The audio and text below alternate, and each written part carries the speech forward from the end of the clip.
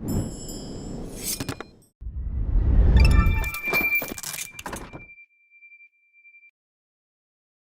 ahead. What's up, everyone? My name is Emonee. Welcome to the first ever live stream. This will be the first animation workshop that I've ever created, so welcome to the first one. I wanted to make this so that you guys could ask any questions that you guys had, whether it's about animation, troubleshooting your own projects, or just like some industry stuff. We will get to some NFT talks at the end because I know a lot of people have been asking about some NFT stuff. So definitely, if you're interested in that, we will be talking about that.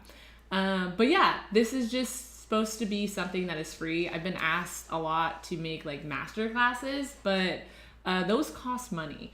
And I just want to get you guys something that is free and accessible to everyone. So this is for industry or entry-level animators. And yeah, we have Christian, who's my moderator, my best friend over here. He's going to be helping me try to get to as many questions as possible. So just keep in mind, I'm trying my best here to edit and answer questions and get to you guys. So we're gonna make this happen. But yeah, so today we're gonna be working in After Effects, and we're gonna be putting up a poll up to see what you guys want to work on. So I did a animation, I posted an animation like 2 days ago, and I got a lot of good responses from that and a lot of people asking how I made that. So we could either do that, or we can animate a photo or painting. Because I know there's a lot of painters, graphic designers, and illustrators that are trying to get their way into animation.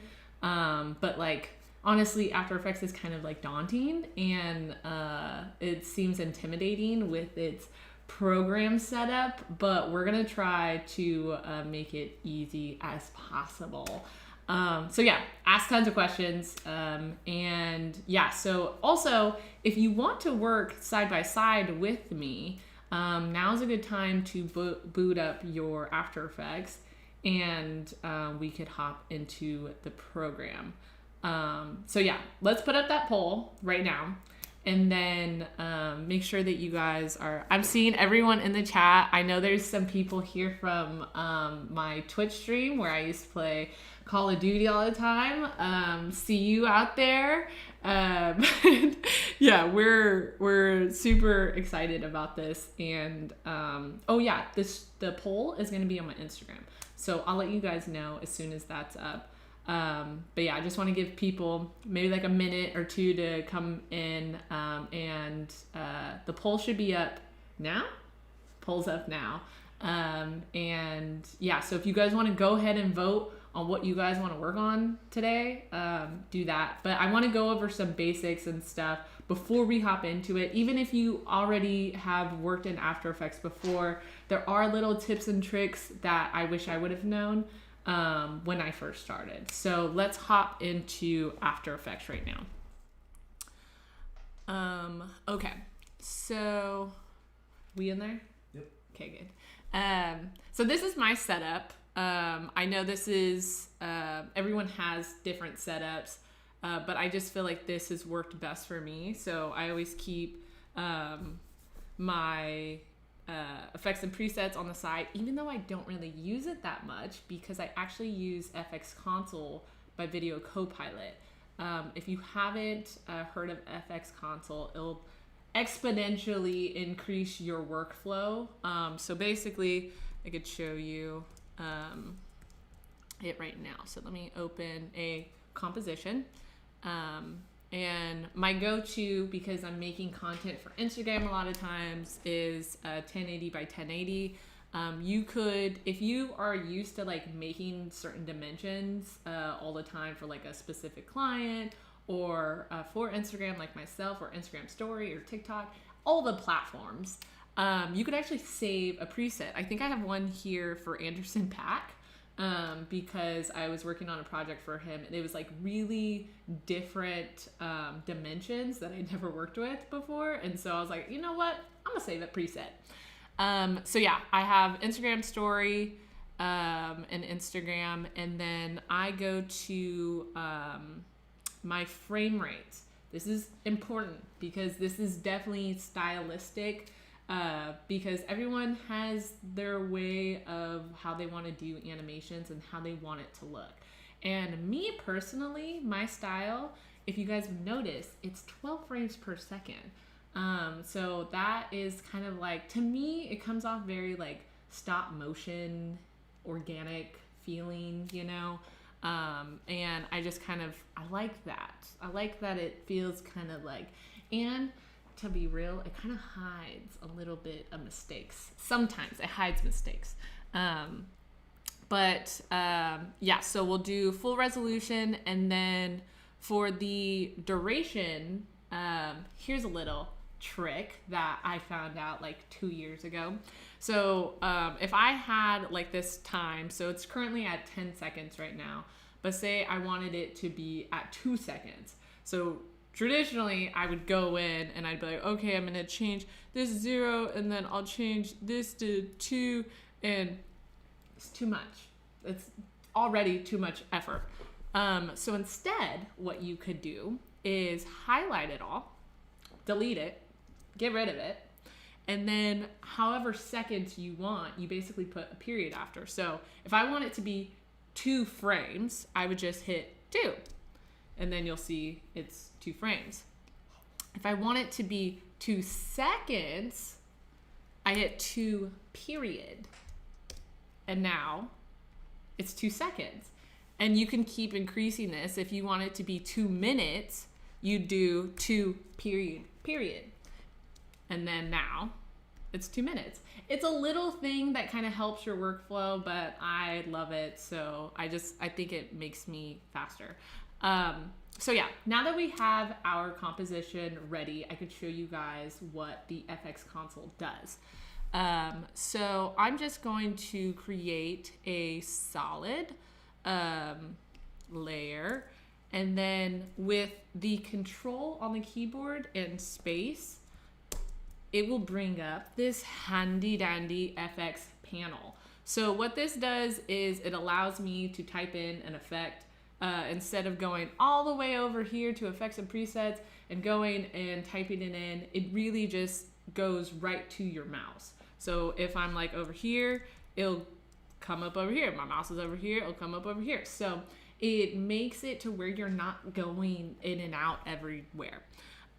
So we have a question from Jessica. Real question: do you have to be a strong illustrator to be a great animator? That answer is no.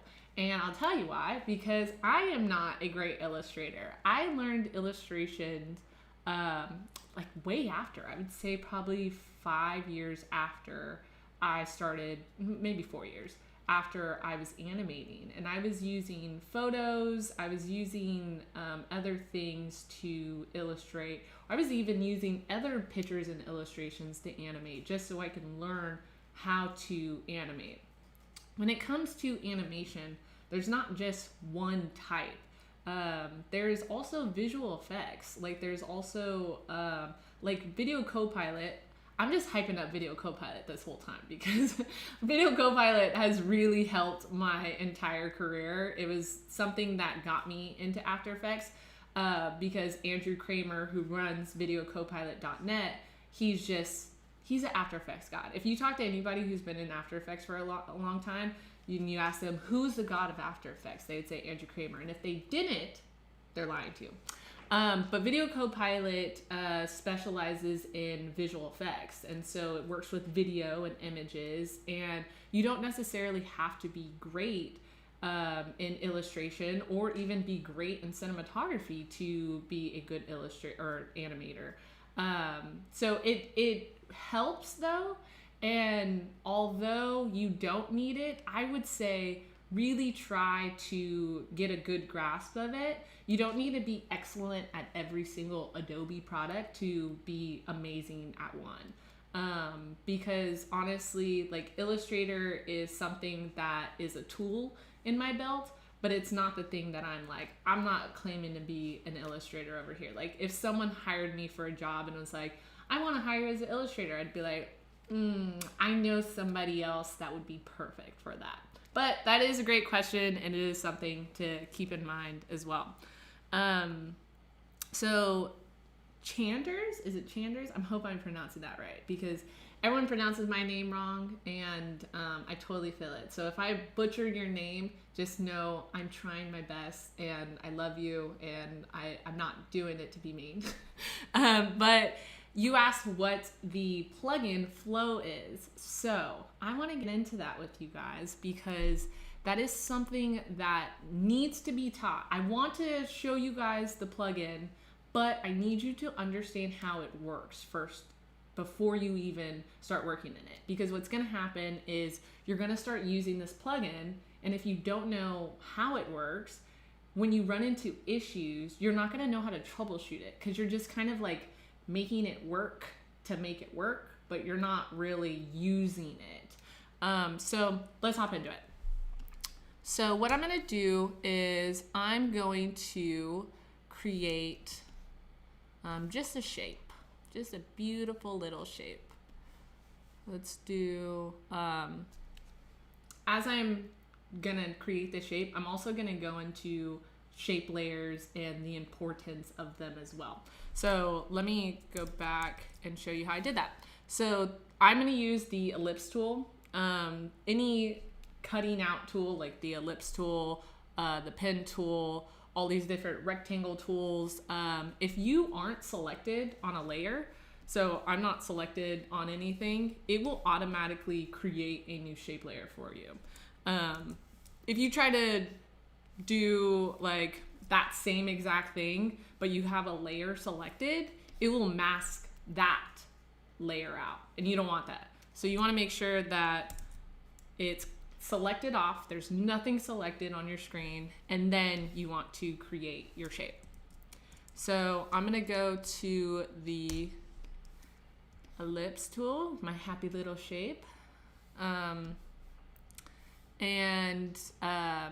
there's really cool parts of the shape layers that I really love more than solids. Like if you're using solids, it has to be like an absolute necessity because of all the functionality of a shape layer. Like what you could do to it and what you can add to it is just like significantly better. But also the huge thing is that it is a vector layer. So you could scale it all the way up and it won't pixelate it, and you don't want that. So like if I'm using a solid and say later on I'm trying to zoom all the way in, then it starts to get all pixelated, the edges look all crusty and nasty.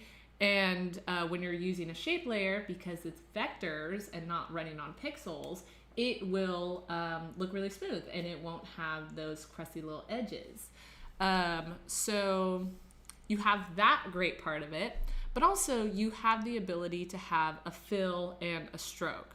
So what's also great about this is that it's easy, one click, but you have where you can click what it's going to be full of. So you could have it be one full color. You could have it be one. What did she say? It said you can't see your mouse. Oh, you want to see my mouse? Like a trailer highlight. Oh. For some reason, it's not showing up. Can't see your mouse. Thank you for that. Let's figure that out. So what I think we could do, you can't see my mouse at all? Like my cursor? Mm-hmm. That's going to be tricky. Okay. You're highlighting stuff, but you're not. Yeah, that's a good point. Could we change, we're working through this, so thank you guys for kind of helping us figure this out. So I think what we could do is change the After Effects window capture to it all? I don't know. Yeah, because I can see it when I'm using it, but you can't for some reason. Okay, So let me do this. Because it's going to be super important for you guys to know how to use or where the mouse is going. So you might need to share the entire display. I think that's it. Carter, I think you're right. Let's figure that out. For the meantime, I'll just kind of talk to you guys, just kind of explaining what goes into the shape layers and stuff, and kind of what's so different about it. We have 2 IT guys in here now, so we're getting it undercover. So thank you guys for hanging out with us here. So yeah, with shape layers, it is something that it's a tool that makes your life easier. Unlike with solids, you have to add a whole bunch of different shit onto it when all of the effects that you could do on shape layers is already embedded into, solids is already embedded into shape layers. Let me do this. I think one second, guys. We're trying to figure this out. Because I need my mouse. So what we're doing is we have like 1, 2, 3, 4 monitors that is like all connected to one computer. And so the OBS is being streamed through the same computer as my After Effects. And so we're basically sharing a mouse. So if I need to use the mouse, they can't use the mouse, and vice versa. So yeah, I guess what we could do is we could go over some questions instead, because I can't use the mouse.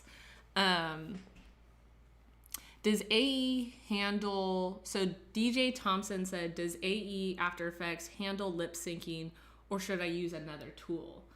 Ooh, that's actually a good question. So Adobe Animate is awesome from what I have learned before with lip syncing. Lip syncing is one of those things that is like, it's really hard. But they have a lip syncing tool in Adobe Animate where basically you have the poses. So it's like, oh, ah, ee, ooh, yee. And you create all the different mouths. And then what it does is you assign those mouths to the letters that it sounds like. And so what it does is it takes the audio. So if you have a voiceover and you're like, hi, my name is Emonee, it would take that audio and it will try to match to the pitches of what's being said. I saw a really great tutorial on that lip syncing that really just kind of blew my mind. But also there is another plugin, I think it's joysticks and sliders. That is huge. Because unlike the Adobe Animate, it kind of just uses stills. So it's like, ah, ee, ah, ooh, ooh. And then with joysticks and sliders, it has that movement in between. So it's like, ah, ee, like, you know, like kind of like a puppet. But it's, to me, it's a lot of front end work for both of those to lip sync.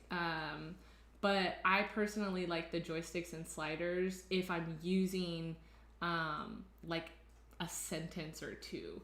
When it comes to like long, like paragraphs of words, I would use the Adobe Animate. But joysticks and sliders is also one of those plugins that is like, if you know somebody in After Effects that has been working in After Effects for a long time, they probably have joysticks and sliders in their arsenal.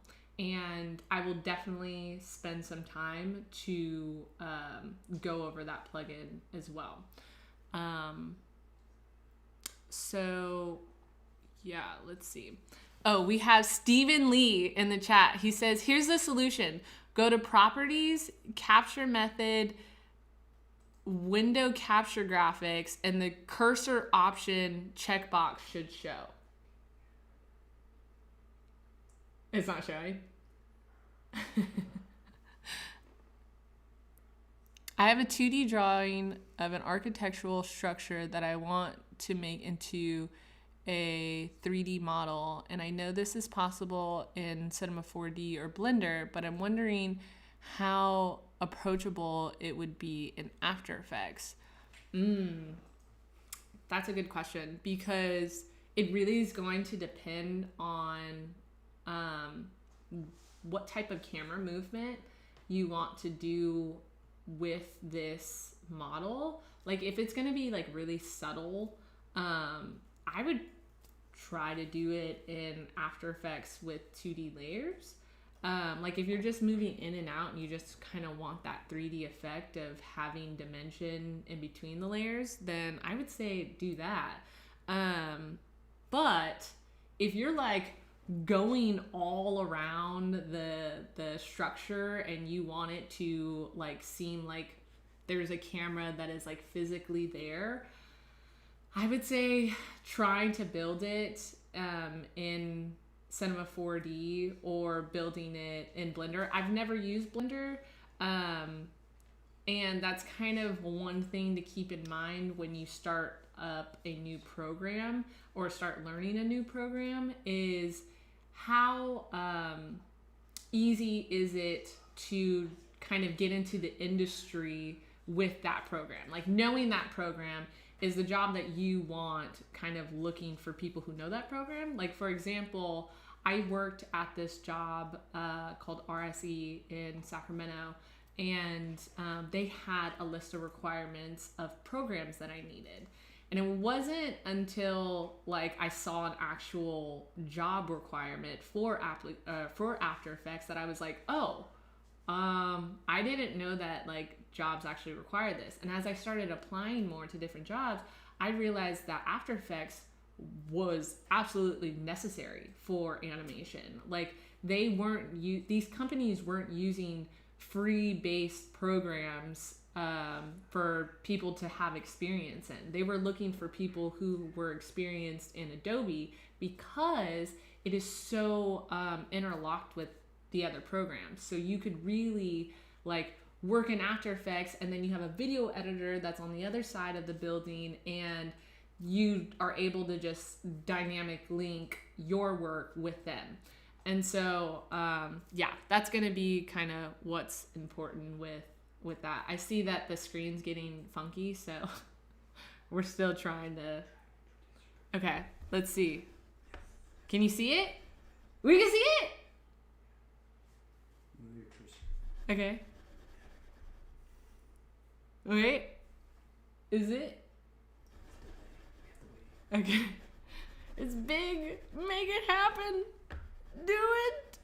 It's there. We did it. Oh, you guys are amazing. Can we give a round of applause to Arthur and Christian in the chat, because they just made that happen. I was stressing. I'm literally sweating right now, guys.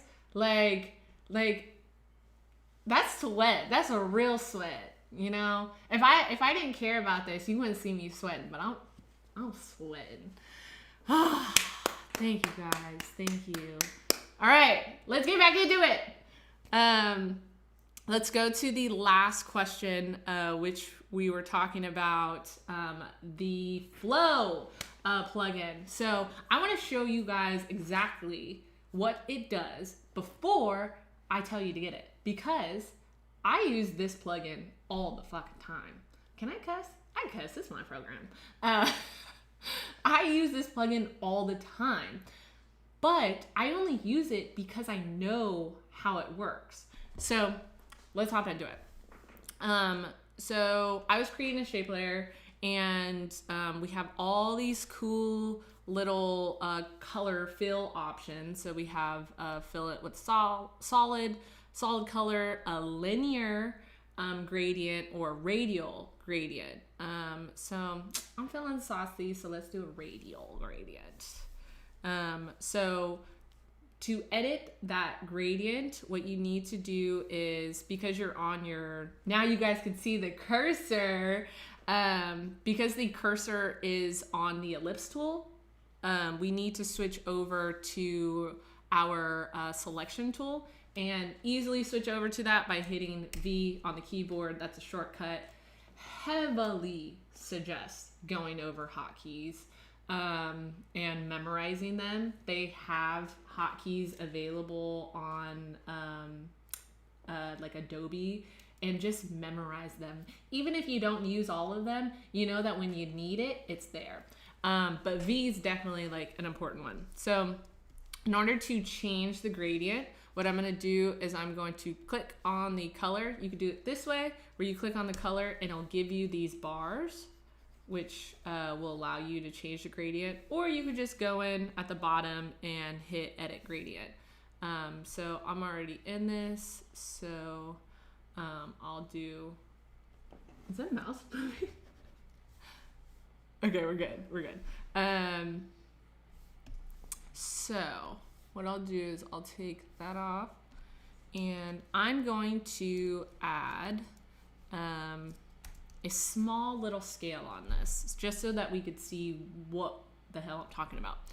So I'm gonna scale from, I'm gonna change, actually, before I do, I need to make sure that my work area is solid. So what I'm gonna do is I'm gonna trim my work area, and I'm just gonna hit a whole bunch of keys for this. So if I didn't know the hotkeys, what I would have to do is go over here, and I'd have to drag this all the way over to my timeline, and then I would have to trim the work area, and I don't want to do that.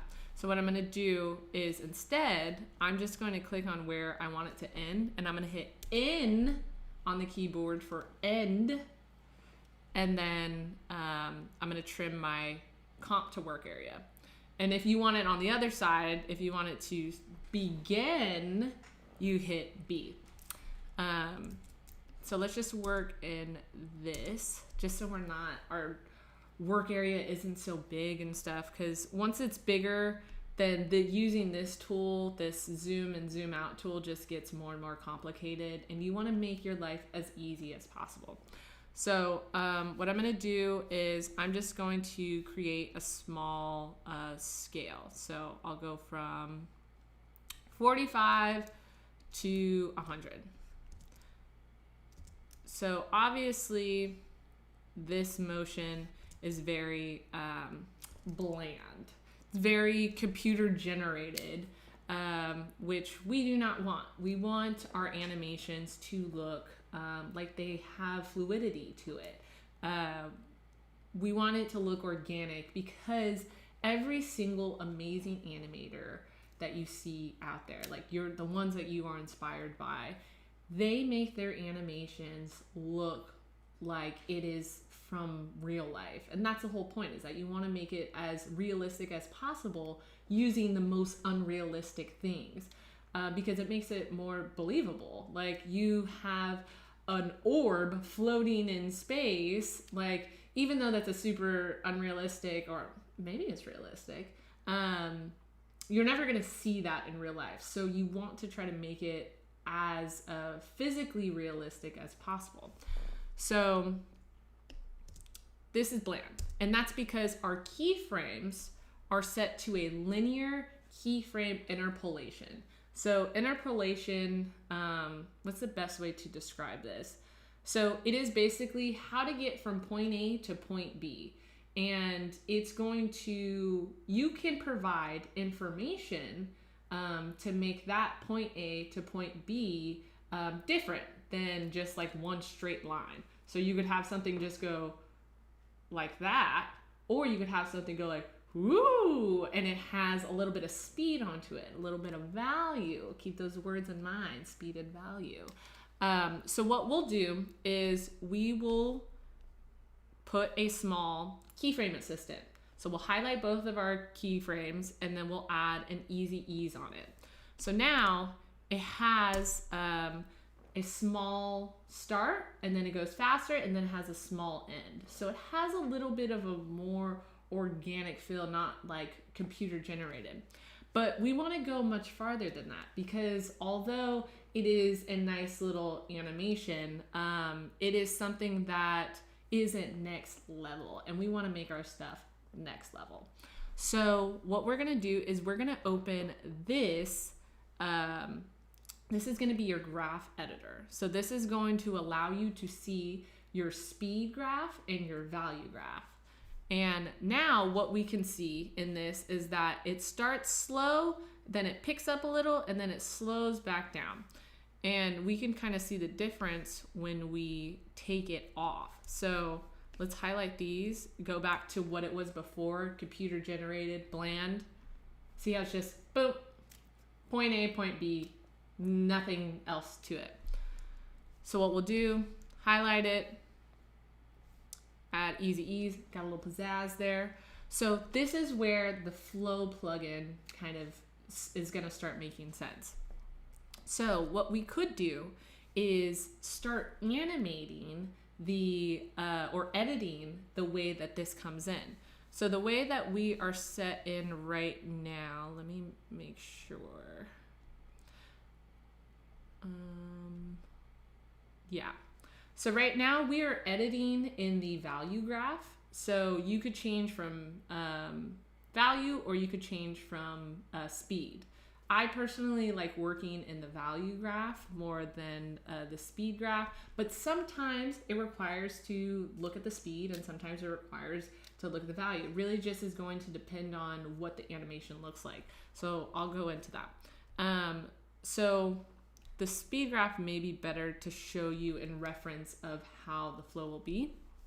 So say I want it to start off super slow. Say I want it to go like, woo, like that type of speed. Then what I would do is I would hold off most of the motion to the end.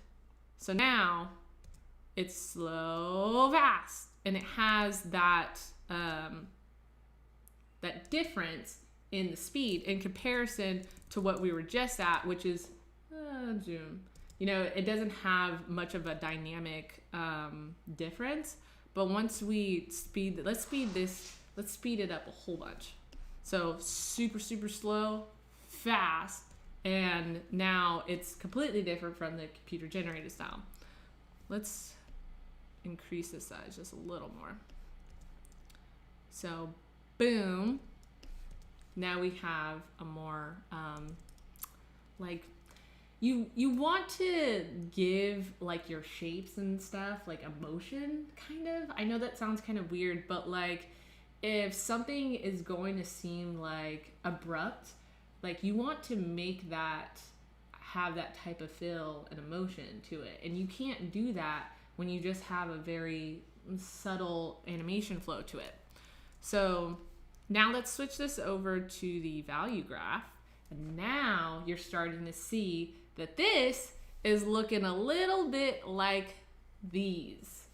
So what you could do with this is, now let's actually switch these back. Okay, so start at the beginning. This is going to be a linear speed. So point A to point B. We're gonna add a small little easy ease on it. So now it's just like, whoo. But now we're gonna add like, let's add this quart to it.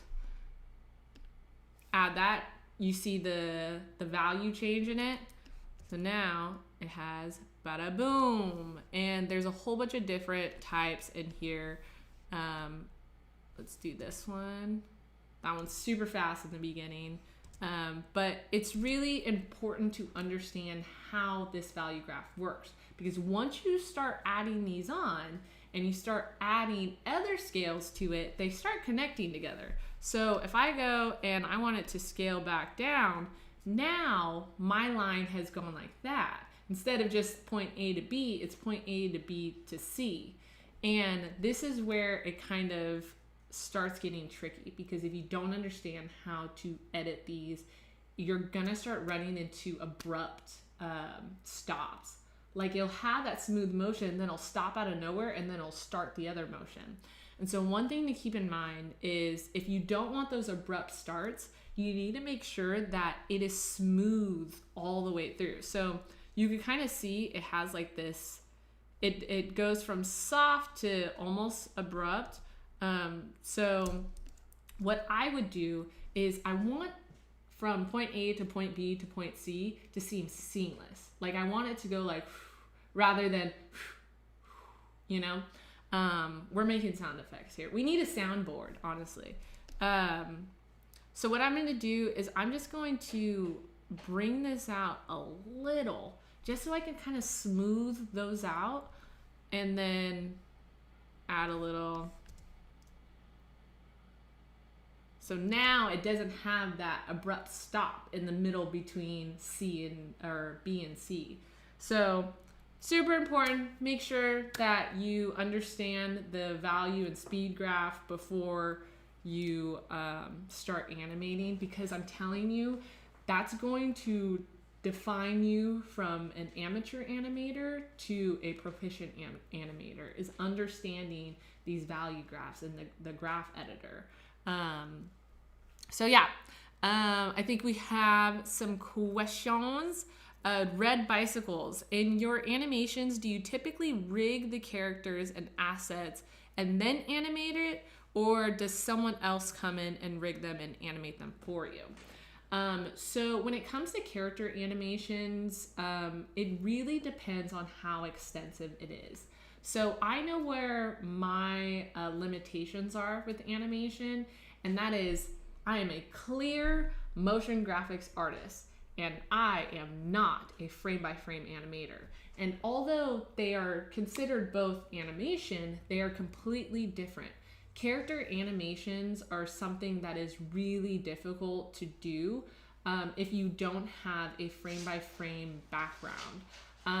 And so for me, when I am animating something, I traditionally stay away from character animations unless I know that I could do it in the joysticks and sliders. So what's great about joysticks and sliders, I think, I'll show you some background, some behind the scenes of the Jack Harlow piece that I did for Artists on the Rise. So let me bring this up real quick.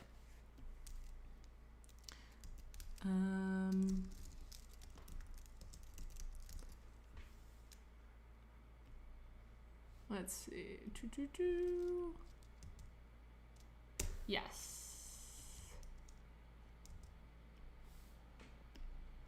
Now you guys can see all of my messy folders in here. Don't judge me, okay? All right, let's open this up. So this was a character animation that I did. All of the animations in here I did with me and Paolo. Paolo is my ride or die frame-by-frame animator. So usually what I will do is if I can't do the character animation by myself, I will animate all of the environments and backgrounds and objects. I'll hand him, and he'll just give me the character animation by itself. So I'll show you kind of the restrictions that I have with joysticks and sliders with my knowledge of character animation and frame by frame. So here we have this opening. This was pretty easy to do. All it was just some simple strokes on the side of the hills and just his eyes moving and his mouth moving. And that's a really simple rig that I created in joysticks and sliders. If you guys haven't already seen joysticks and sliders and you guys don't know what I'm talking about, let me actually show you. I wonder if we could get like a tutorial out. Joysticks and sliders. Let's see, because they have a cool little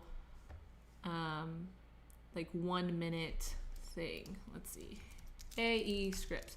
Where I get all of my plugins is AE scripts. There is a ton of free scripts out there that if you guys just have like a day to just kill and you want to learn about some new presets and plugins and stuff, go to AE scripts. See what you could just get for free. And then if you really want to buy a plugin, this is kind of what I do. Before I go and buy that plugin, I try to figure out how to do it on my own and if it is possible. And then I'm like, okay, I can't do it, or this plugin would make my workflow significantly easier, then I would go and buy it. So let's see, joysticks and sliders. So it is $40. But let's see the promo. So this is cute. There's not going to be sound, but you guys can kind of get the idea of it. So you basically animate, you have poses, and in between those poses, you'll have that little rig on the side, and I'll show you in my program.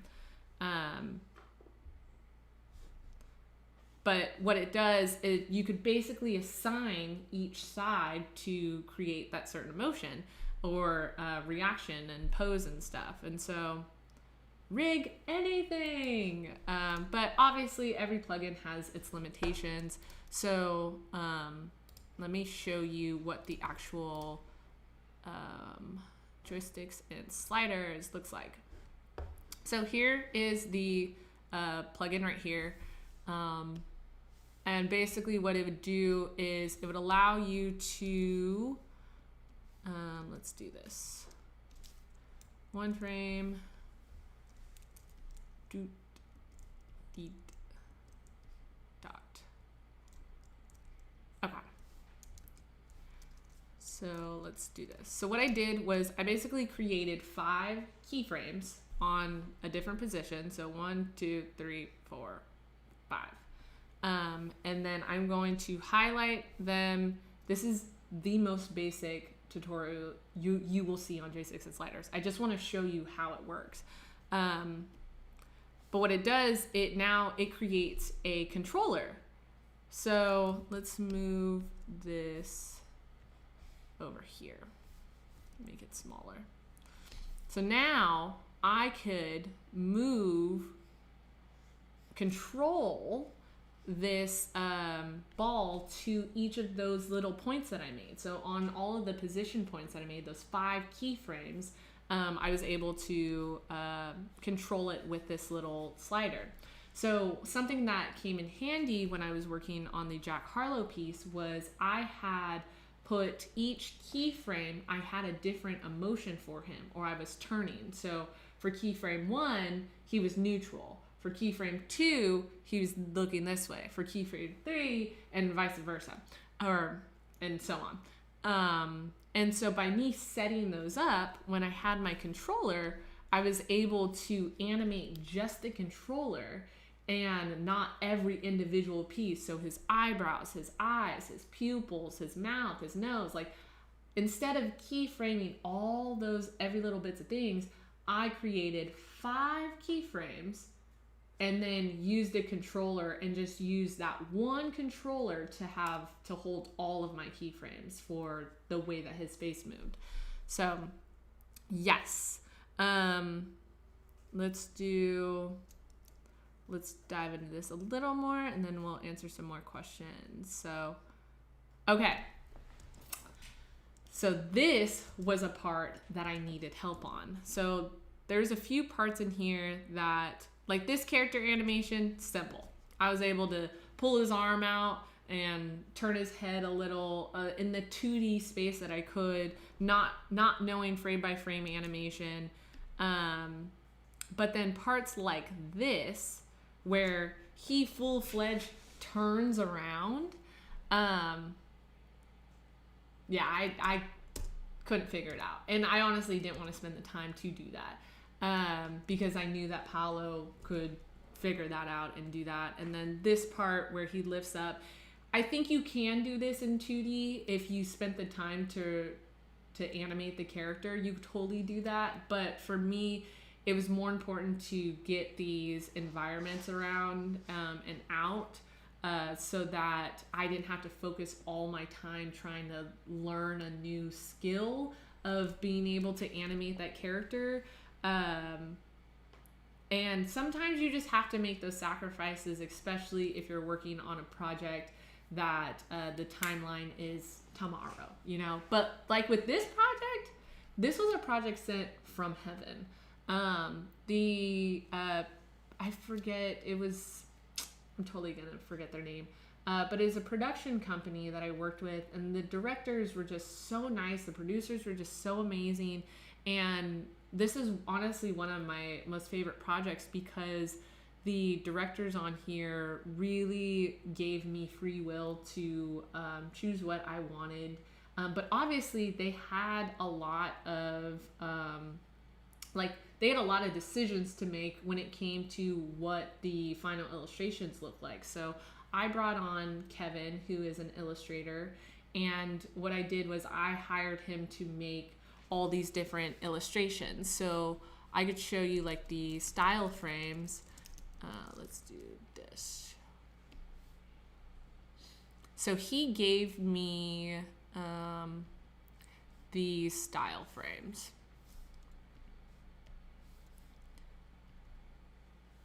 Let's make these a little bigger.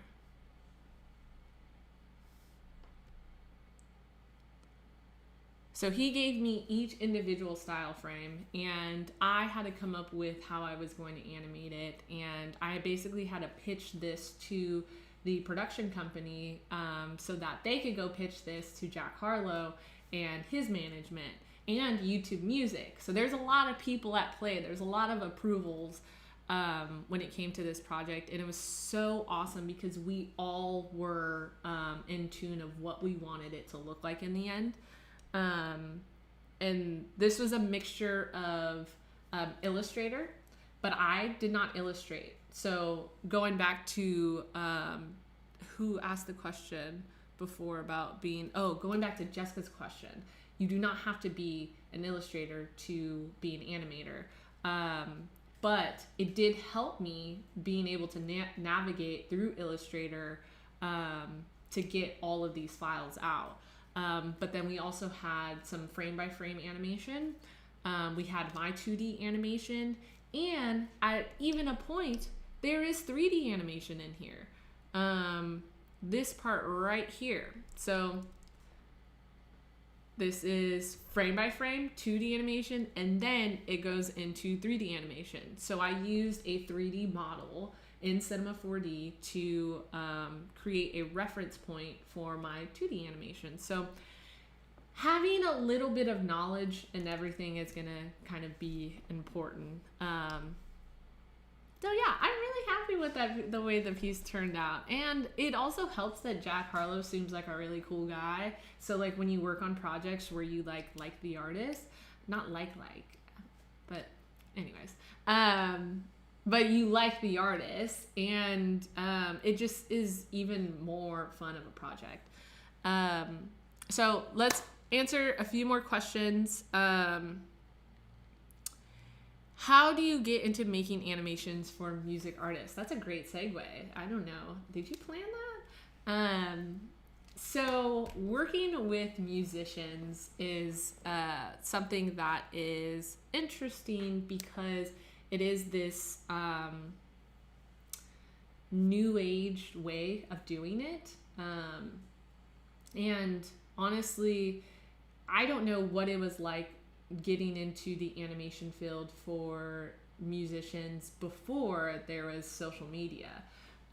So when I started, oh wait, hold on. I think we could switch to, because we're not gonna be looking at that. Anyways, so when I started, I knew I wanted to make something in music videos, like some sort of music visuals.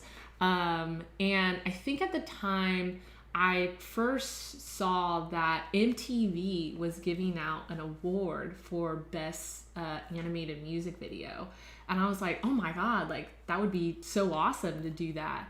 And so I started making like lyric videos, and that was something that I really didn't see often, but I knew that I love lyrics. I love knowing the lyrics to songs, and I knew that if there was like a music video that kind of reminded me of all the lyrics, I would remember it more. And so I started getting into that, and then I started realizing that when I was making fan art for Childish Gambino, for Tyler the Creator, I was attracting those fans. So the people that I love and the people that I'm a part of, I started being recognized by them online. And so it became this thing of like, now they're supporting me because they're seeing content that they want to see because they like Tyler the Creator, they like Childish Gambino. But also I get to make content for like fun artists that I love. And it was unofficial like work. It was just fan art. Like I probably have so many DMs from when I was like 19 where I was sending Tyler the Creator like, please look at my work. And he never did. No one ever does. That's not, sorry to break it, but it's this thing of like, don't embarrass yourself because it's not going to reach to them. So over some years of me being embarrassed, that I never was able to get to them because it kind of felt like a reflection of me. Like, is my work not good enough? Like, would I ever be able to get my work seen by them? I started to reach to artists that seemed like something that was attainable for me. Instead of reaching to Tyler the Creator, who had like 1 million followers, I reached to smaller artists that I still loved and that I listened to all the time, but it seemed like more of a realistic goal.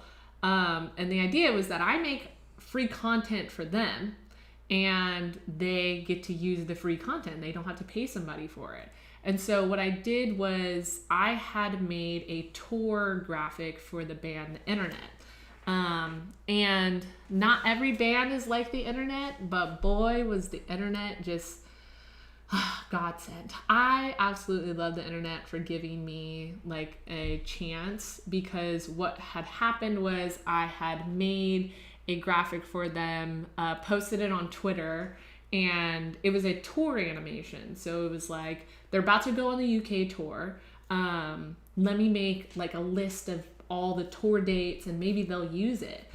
So I started creating content that artists could use, not just fun content, not just like, hey, here's a cool animation for you, but something that they probably were already going to hire somebody to do. So a concert graphic or a tour animation, very commercially type. But it got my foot in the door and they saw it. And I like opened my phone like 10 minutes later and I had like 200 notifications for like the first time ever. And I was like, oh my God, the internet got back to me. And they hit me up and they were like, we love this graphic. Would you be interested in doing another graphic for us? And I was like, yeah, this is a dream. And they paid me. Like, they paid me to do the graphic. They weren't just like trying to scalp me for some free work. Like, they genuinely like noticed that I was just an artist who was trying to make it, and they gave me that opportunity. And then they ended up asking me to do their entire UK set list. And then one thing led to another, and I started making concert graphics, and then I made concert graphics for Camp Flog Gnaw. But that kind of opened the door for me to work with that musician. But with other musicians that I've had success with, what I did was I was creating content, free content, that was something that they could use. And I would tag them, obviously, but what I would do was I would also tag the people around them. So here's an interesting story. I don't think I've ever told about the graphic I did for Schoolboy Q. So I'd spent like a few days to, Schoolboy Q just came out with a new album. That's another big thing too, is recognizing when shit's dropping, like when albums are about to drop, hop on that, take advantage of the fact that they want more press. Like, it's win-win for them. Like, they get free content and you get to say that you made some work for them. But even if they don't recognize you, that's not always a fail. Like, the fact that you were creating content for an audience and they like it, they're more likely to stick around and they're more likely to like your other stuff. And you want to think of longevity of creating these pieces. You don't want to create something and then be like, I'm just going to put it out. Like, I just need to put something out there one day so that I can keep my audience. Guarantee you, people would much rather see you spend a week on a project that is going to be super badass than you half-ass a project and put it out there just so you could keep content up. Because to be real, the algorithm on Instagram anyways doesn't even work on time. So just make sure that you're creating the most quality content that you can, regardless of if they're doing a drop. Because if they put an album out, you're like, oh, okay, I'm going to come up with an idea and I'm going to put something out today. But if it starts suffering your artistry, then is it really worth it? Because now you just put up a piece that's like, maybe you got a follower or two, but you could have waited a few more days where the hype was still up and put a super dope piece out. But yeah, going back to it, I had made the piece for Schoolboy Q, obviously sent it to him, and I noticed that there was certain people that he was surrounding himself by that seemed like they were involved in his life as well. And so what I did was I went out on a limb, because I only felt comfortable going out on a limb because I knew that I was putting my best work out there. Like, I wasn't sending this stuff out being like, I mean, it's not that great, but I might as well send it anyways. Like, I was like, I think that this is really great content and I think that they could use this.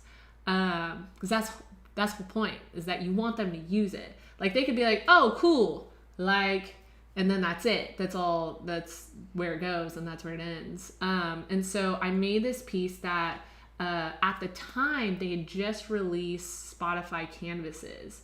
And so I put it out there and I sent it to everyone that he knew, and I got one reply back from someone who said, that's super cool. And they were from TDE, same record label as Kendrick Lamar. And so because I was able to send that to them, he was like, I'm going to send it to somebody else, which was Matt Miller, who is also a producer with TDE, also a great friend of mine now. And he made it the official Spotify canvas on Spotify. And I was like completely taken back, because at that point I was just a huge fan. I was just trying to create content. And, you know, one thing led to another, but it wasn't this thing of like, I kept bugging them. Like, I knew that if I only had one shot, I wanted to put my best foot forward. And I think that that's one thing that people feel like they need to do a lot of times is, if I don't shoot my shot, I'm gonna miss every single shot, or whatever the fucking phrase is. What is the phrase? What is it? If you don't take your shot, you're missing 1% of the shot. Yeah, if you don't, what is it? If you don't take your shot, you're missing 100% of your shots. If you don't take shots, you're not good. But it's this thing of like, yeah, but if every shot you're like, and like throwing in, you're making yourself look stupid, then it's like, oh, well, what's the point of taking that shot in the first place? You know, you want to make sure that when you're taking a shot that you have been practicing and you have been working out to get to that point, and you have been doing things to make sure that you are putting your best self out there. So yeah, I hope that kind of helped getting into the music industry. Something also to keep in mind with the music industry is that it is extremely fast paced. So if you are the type of artist that is like, oh, well, I like to take my time on things, may not be for you, and that's fine, because there's a lot of different animation jobs out there that isn't just in the music industry. But I would say specifically, they need shit like yesterday. And so it seems cool when you're in it, but like it could really take a lot out of you if you aren't taking the proper measures to make sure that you're staying healthy as an artist and as a person. because it's so like, yeah, let's go. And it's cool, but that's just something to keep in mind if the music industry is something that you want to go towards. And I think now that I'm going to be making more YouTube videos, I want to get into a deeper dive into how pitching to these record labels and how pitching to these artists is going to be like really important, because I don't feel like there's a lot of information out there on how to create the pre-production to get a treatment approved. And I want to make that. So I want to bring on some of my favorite music directors. I'm not going to say their names yet, but that is something that if you guys want to see, definitely let me know, because then I will go ahead and make that. So yeah, let's go into very out of topic question, but I've tried downloading Shade Thrower many times. Each time it says unable to execute. So with Shade Thrower, that is a beta plugin by Danny Stern. If you haven't followed him on Instagram, you definitely should, and reach out to him because he's an amazing animator, and he made this plugin on his own. So if you're running into any issues, I think he's actually coming up with an updated plugin soon. So DJ Kroll, what plugin is under Flow? So the plugin under Flow is the Shade Thrower, which is exactly what we were talking about. So this is actually a really, really, really awesome. Oh yeah. This is a really awesome plugin because before you would have to do like a lot of side things. It was like you were like doing a whole bunch of side quests before your main mission, but you could just already go to the main mission with this plugin. So say I have this wonderful circle and I wanted to add some highlights or shadows onto it. What I could do is I could go and create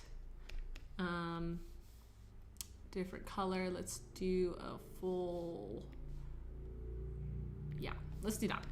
And then I would have to go and mat it out, cut it out. I'm showing you the wrong way. This is a bad way of doing it. So you could basically make a texture like this, but you'd have to go through all of those steps to get to that point. So you'd have to create an additional layer, mat it, and the issue still is if you started animating it, which it's animated now, the shadow isn't animated. So it doesn't really look that great, and you'd have to go in and individually mat it, or you could parent it, but even still, we have a very small scale on it. If we started messing around with the path, we can't animate or parent the path to this like circle. So what we'll do instead with this Shade Thrower is we still have our animation, but now when I click on it, it's gonna create a buttload of effects on the side, and it's going to, so all this stuff you don't really need to know. It's just this main control panel at the top. But let me show you what it does. So it now creates this little shadow. And what's awesome about it is I'm actually gonna change the color. I'll do this. So it adds a noise texture onto it, and you could smooth it out by taking the noise out and adding that purple maybe back in. But what's great is that now when I scale in and out, the shadow stays the same. I don't have to move stuff around, and it just makes your life easier. And that's the whole point of plugins, is that it makes your workflow easier, but you don't want to rely on plugins to the point that all of your projects are just plugins. Oh, did we do the poll? It's right here. Okay, actually, in the chat instead, let's ask a question. Would you guys rather go through more questions, or would you guys want to see something get animated that you can animate yourself? Let me know. Let's see what the chat says, because we have a lot of questions that I haven't gotten to yet, and I want to make sure I get to everyone. But if you guys are like, fuck, I don't want to answer questions anymore, I just want to watch you animate so I can animate, then we could do that too. It's what you guys want. Because at the end of the day, this is for you guys to try to get your foot in the door. And if this is kind of something that you guys really like, then maybe we could do this more often. Animations! Okay, let's do that. Okay, so let's put the poll up on... Do we have it up already? Mm-hmm. Okay. Oh, so we put the two options up. If you guys haven't voted yet, you guys should. I put a poll up on my Instagram, and you could choose what animation we're gonna do. We could do one with the shape layers, or two. Oh, hold on. I'll put this up. Do this. This one, or this one. Okay. Okay. So I just put them up. So one of them is for the animation that I did the other day. And the other one is a image that we would animate. So I saw that you guys voted for the animated image, but I don't think you guys know what the shape layer one was. So I just posted that. So check out if you'd rather animate the shape layers, or if you would rather animate the image. So what we would do for the shape layers is that really cool, trippy, tunnel-y looking thing that I made the other day, or you guys can learn how to animate really cool textures and and to turn a photo into an animated living thing. So I'll give you guys like a few minutes to do that. Love to see your workflow, but I like hearing your perspective on work and life stuff too. Oh, thanks, Jack. Animations with a side of questions. So you want animations with a little sprinkle. Okay, I like that. Image, shape layer. Ooh, it's split, guys. Will you make another one tutorial if we can't go over in the live stream? Possible. I vote shapes, shape layers. I want to learn both. Hey, don't be greedy. Okay, we're trying. We can't do both. It'll take too much time. Shaking my head. I voted before I knew the shape layer was. Shape layers. Even though I voted for the image on... Would also hear about the NFT transition. We'll talk about NFTs for sure. Okay, so shape layers. Going once. Going twice. Sold. The shape layers. We're doing shape layers. All right. This is going to be fun. Let's just throw this whole project in the trash. We don't need it. So, everyone pull your After Effects out. Now's the time. Let's go and create a new composition. Always, like Ben Marriott says, label your layers. We'll do a final comp. Okie dokie. And then what we'll do is we will create, this is going to be a more time consuming and a good understanding of kind of what's going on project than anything else. It's not going to be a super technical project. So I think this one will be kind of perfect. So what we'll do is we will create a square. And instead of going in and kind of guessing where the middle of the anchor point is going to be, what I'm going to do instead is I'm just going to double click on the rectangle tool, or the square tool. Is it rectangle? No, it's a rectangle tool. It's a square, but it's called the rectangle tool. And I'm going to add a stroke of 2, 3, 4. You just want to stay kind of relatively small. And I'm going to, this is where the color is going to be important. So I'm going to add a radial gradient on it, and I'm going to transition from white to black. And let me show you that now. So I will go dupe and click V. Now that I've hit V for the selection tool, these little handlebars for my gradient has come out. And I'm just gonna pull this all the way out. I'll make it big just so you guys can see what the color looks like. So let's switch this over to radial, because right now it's on a linear gradient. So we'll change it to radial and hit boom, and then we'll change this color.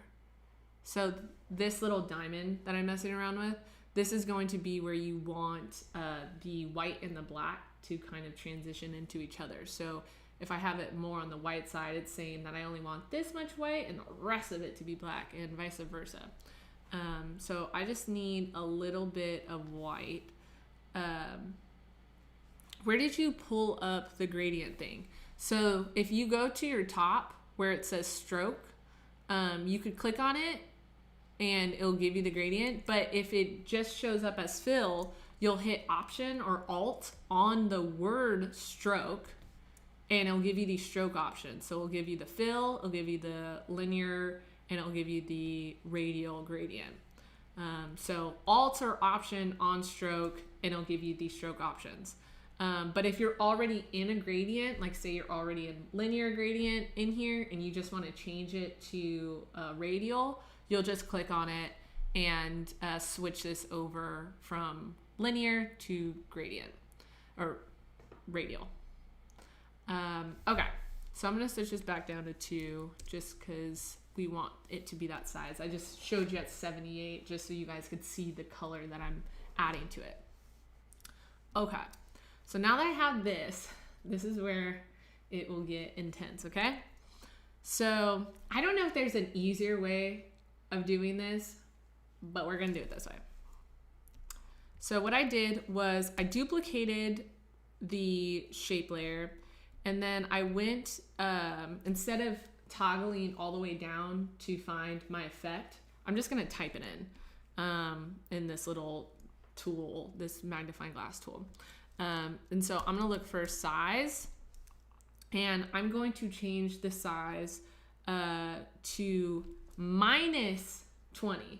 So instead of doing the math on it, After Effects will calculate it for you. So I just want to do -20.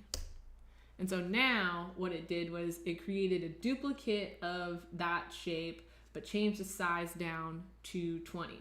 And you need to use size instead of scale, because if you use scale, then it will change the stroke width of all the pieces. And you don't want that. You want all the strokes to stay exactly the same throughout the whole piece, because that's kind of a tricky thing with strokes when you're using strokes in any project, is that you can tell the difference between like a really well designed illustration when all of the stroke lines are consistent. You can tell the difference between a piece that is designed where all the strokes are inconsistent. I don't know why, it just hits your eye wrong.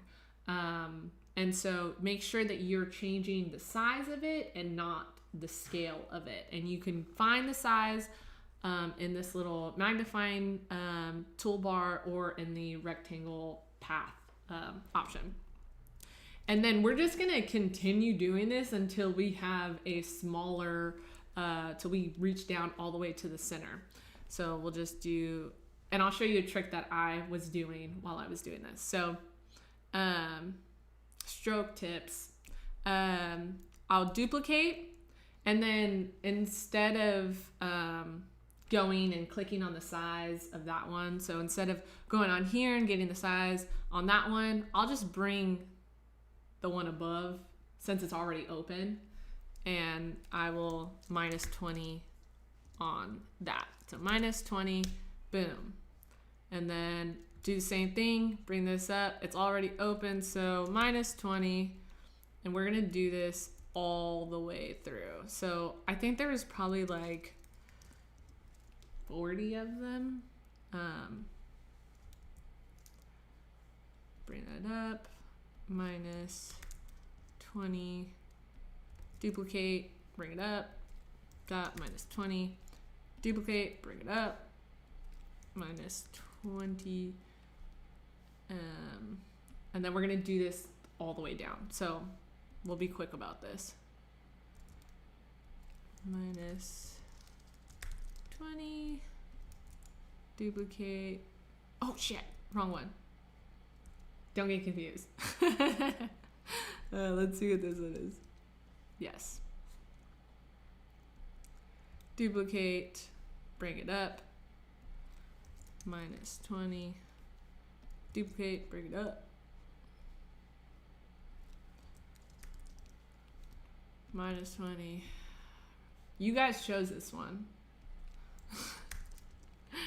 Okay, so there's a few ways to actually get this type of look.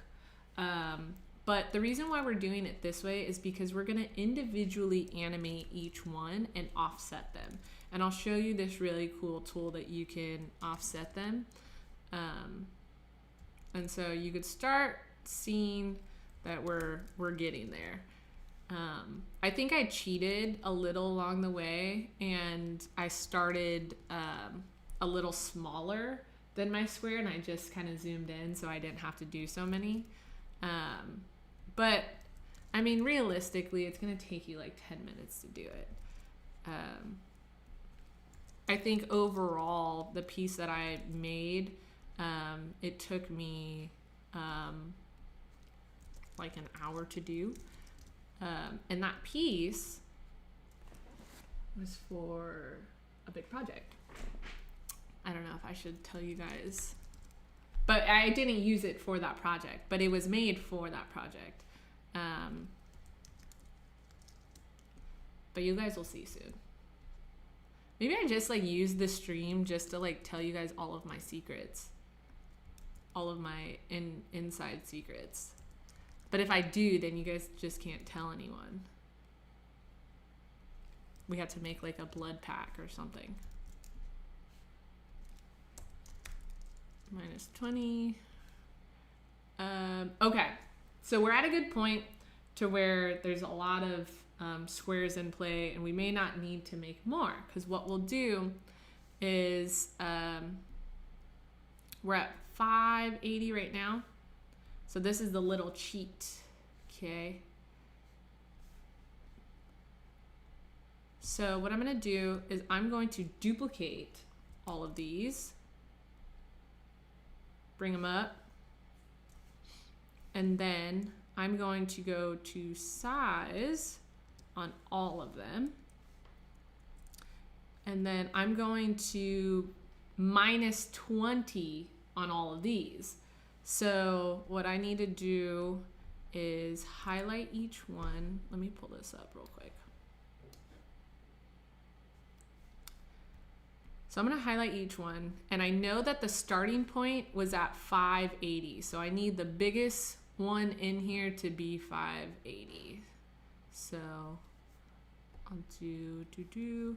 We're highlighting all the size, and we're doing that by holding Command. I don't know what it is on PC. And we're just clicking the size. Couldn't find the gradient box, so I'm just watching. It's okay. I'll show you the gradient box right after we click all of these. Because you could just select all of them and change the gradient in the end anyways. So now that we have all of our sizes selected, what we want to do now is change the biggest one to the last one. So on this shape layer, when we last checked, it was 580. So every single box above needs to be smaller than 580. So since we're minusing 20, it needs to be 560. So I'm gonna just bring this all the way down. You see how it's changing all of the sizes for every single one of those numbers, but they're all staying within -20 of each other. So that's why we select them all at one time. So we'll change this to 560. Come on. And right there. Ah, damn it, went up. Okay, right there. Boom, and there you have like 27 boxes that you didn't need to fill in. Okay, you guys said my stroke gradient never showed up. Okay, let me show you. Let's go back to the gradient because you could do this now even after the fact. So if you have your shape layer selected, it should give you this option to fill or to have a stroke. And so if you click on it, let's do this. What I think is happening is that you're in the fill option and it's not going to give you the gradient option. So what you need to do is hold Alt or Option on your keyboard and then click on the word stroke, and then your stroke options will come up. The first one is you don't want it at all. The second one is you want it to fill with solid color. The third one is a linear gradient. And then the fourth one is the radial gradient, which is what we're using. Okay. So, is everyone on board? Is everyone at a good point? Do you need me to go back and like go over something again?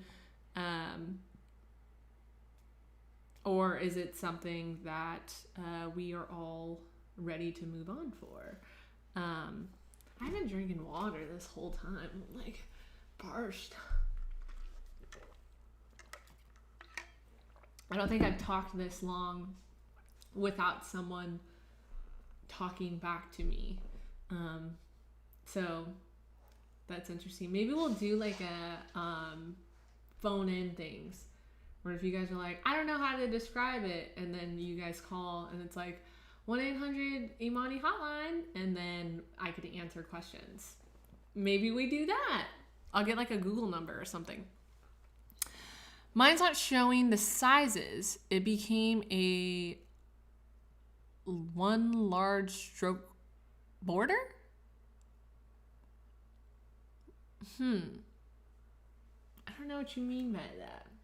What do you mean by that? Okay.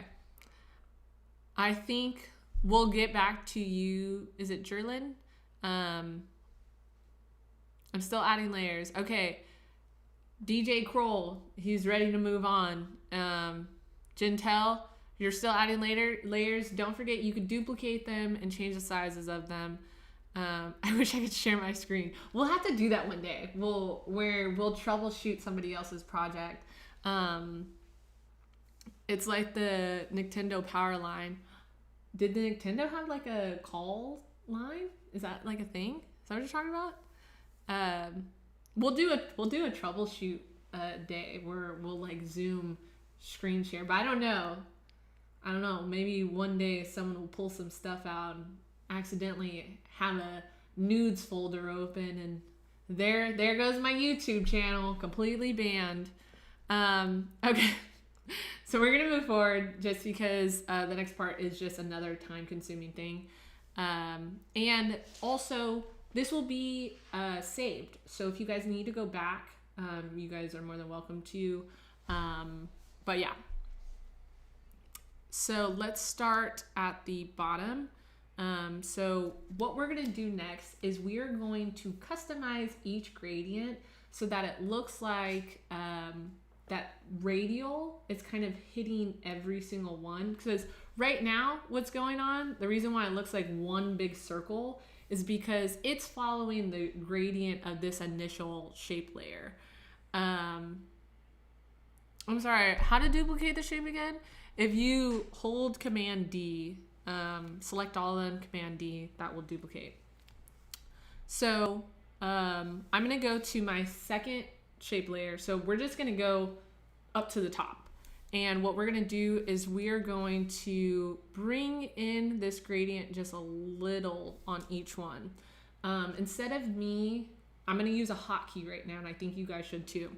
I'm gonna hold Command up with the arrow. So down goes, if you can see my layers, I'm going up, Command up, and then Command down. So instead of going and clicking on each individual one, I'm just gonna do that.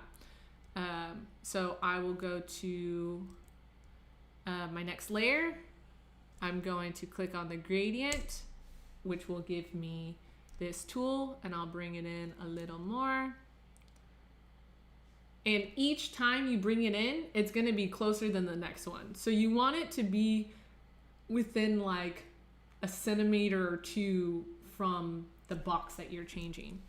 So we'll go to the next one, click on the gradient, hit enter, which will bring us the tool. Gradient, enter, tool. And we're gonna do this all the way through.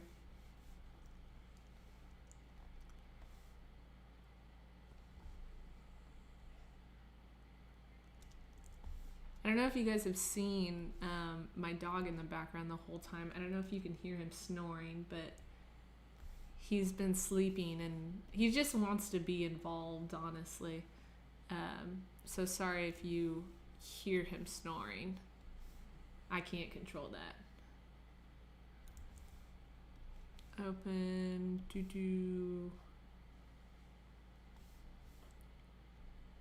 Okay, let's see where we are right now. So now you could kind of see that it is like, it seems like the edges are being cut off. So it's a little darker than what I want. So what I'm gonna do instead is I'm going to highlight them all, and I'm just gonna bring this white a little closer to that black, just to bring out the white in them. So now you can kind of see it a little more. Yes. I think two. What I would do, I'm not going to go back and do that just because for time's sake, but what I would do is I kind of want to spread this white out a little more. So I want this much of the corner to be black. And I want a little bit more white. And you could do that just by going in individually and bringing it out just a little more. Maybe I'll just fucking do that. Just a little bit. Just because my brain won't allow me to walk away from that. So now you could see the white coming out a little more. So I'll take these off. See, and you can totally see the color difference in the ones I just did and the ones that I just changed on it. So, well, they said they can't see you, Roscoe. Hold on, let me see. Can you see him? Oh, there he is. Oh, say hi, buddy. Hi. He's here for moral support. Okay.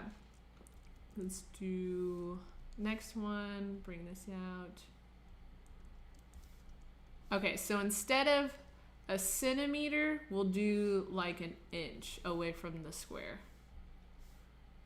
So we'll click it, hit OK, and then it'll come out. Click it, hit OK. Oops.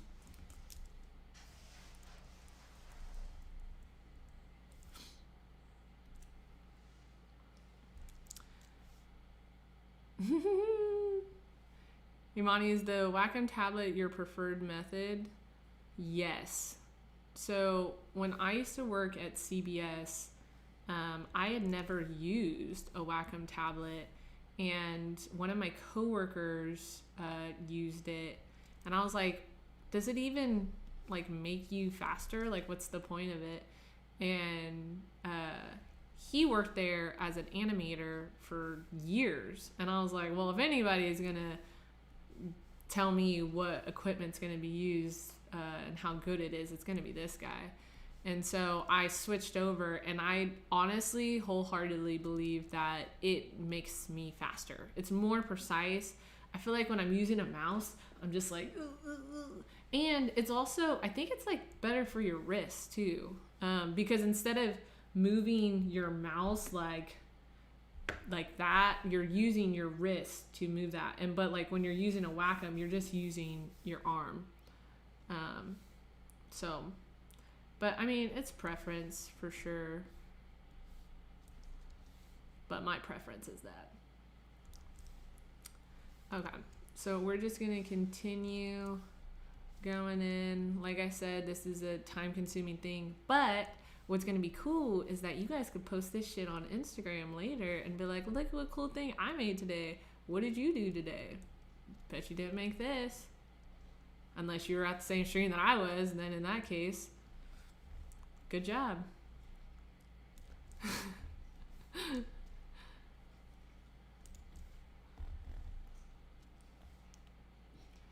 Is how you pronounce Wacom? I've heard Wacom, I've heard Wacom, I've heard no, it's just those two.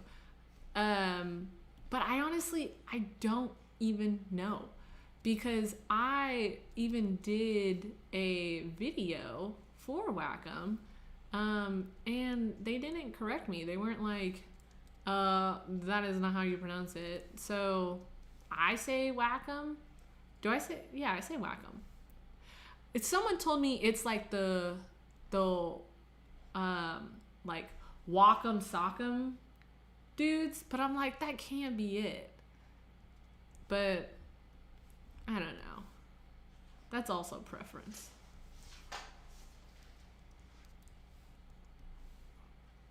Wacom. Wacom. Oh, Wacom. I forgot about that one. Yeah, people do say that one too. Just know I'm not going to judge you or correct you.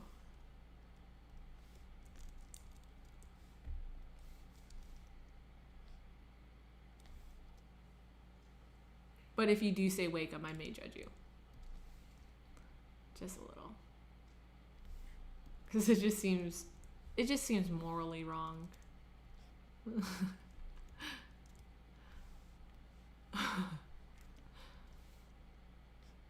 Okay, we got like 10 more boxes left.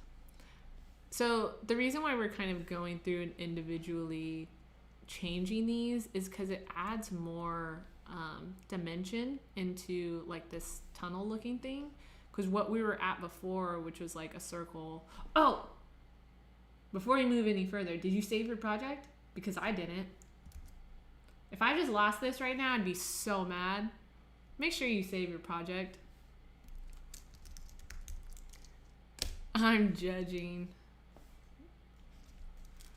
I'm gonna name this one Wacom, because that's the right way to say it. Okay, let's just keep moving through. Wacom.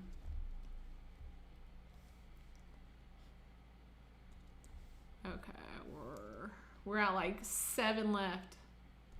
We're almost there, guys. What number are you guys on? If you guys are doing this at the same time. We should do like a race.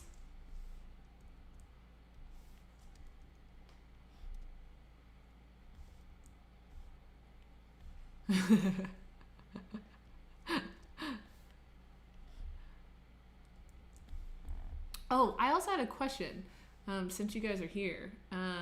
So we were debating on whether we were going to put music in the stream. What do you guys think? You guys think that we should put music in here, like on next stream? Or do you guys like, nah, I like the ambiance. I like the silence. Because personally, I don't mind. I think the silence makes me work quicker.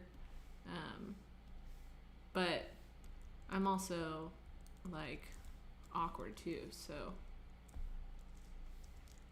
whatever you guys want. All right, last box.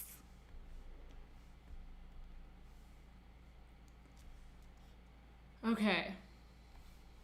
So now we have all of our boxes. Oh, look at the sunset behind us. It's getting nighttime. Thanks for sticking with us, guys. It's a Sunday and you guys decided to be productive. Look at you. You get kudos just for treating yourself. You know, this is self-care, you know? Sometimes people don't get appreciated for that, but I appreciate that. I'm not getting any money out of this.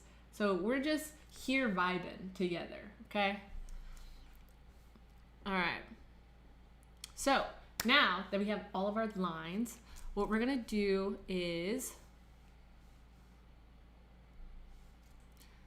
we are going to animate each individual one, but it's going to offset. So I'll show you what I mean. So I'm just going to use this one box and I'm going to position it. What are we at? 2 seconds or 2 minutes? Let's create a 10-second animation. So I'll hit N for end. And then I will animate this. And the whole point of just animating is just adding small movements to it. So we'll start in the center, just so we have that looping point, because we are gonna make this a looping animation. And then I'll move it up, maybe to the side. So right now, I just soloed out the smallest box in the whole project, and I'm just gonna be moving this one. I'm just gonna be positioning and keyframing this one because we're gonna add those keyframes on to the other ones when we're done. Okay. So we'll move the first square, and then we'll move it maybe over here, and then we'll move it over here, and maybe back to the beginning. I'll just copy and paste the keyframe. So let's see where this motion goes. I think we go a little faster. So instead of moving each individual keyframe, what I'm gonna do is I'm gonna highlight all of my keyframes and hit Alt on the keyboard. Click on the very last one. That's what's important. You can't click on the ones in the middle. You have to click the very last one. And then I'll hold down Alt or Option on the keyboard, and I will bring this in. And it will change the spacing in between each keyframe. Another thing to keep in mind when you're doing that, if you're doing it with multiple layers, so say I had like 5 different layers and I wanted to change the spacing in between each layer, I would highlight all of them and I would grab the furthest keyframe amongst all of those layers and hit Alt click on that one instead of the layer that I was working on. So one thing to keep in mind. Oh, shouts out to India. Okay, what time is it over there? This is crazy. It's almost nighttime. It's almost dinner time over here. All right. This seems like a solid motion. I'm digging this. So I'm just going to add a small keyframe assist, easy ease, just so it's a little smoother in between each motion. So you should be looking at this by now. And it doesn't have to go to the entire duration of your comp. So the idea is that you want it to go under the amount of time, because as you start copying and pasting this position on your other layers, you want the beginning to match the end. So if you, I'll show you. Okay. So I am going to copy, I'm going to paste it on everything else. So let me unsolo that. This is the only thing I use a mouse for. That's to scroll down, just because it's a lot easier to scroll down on a mouse.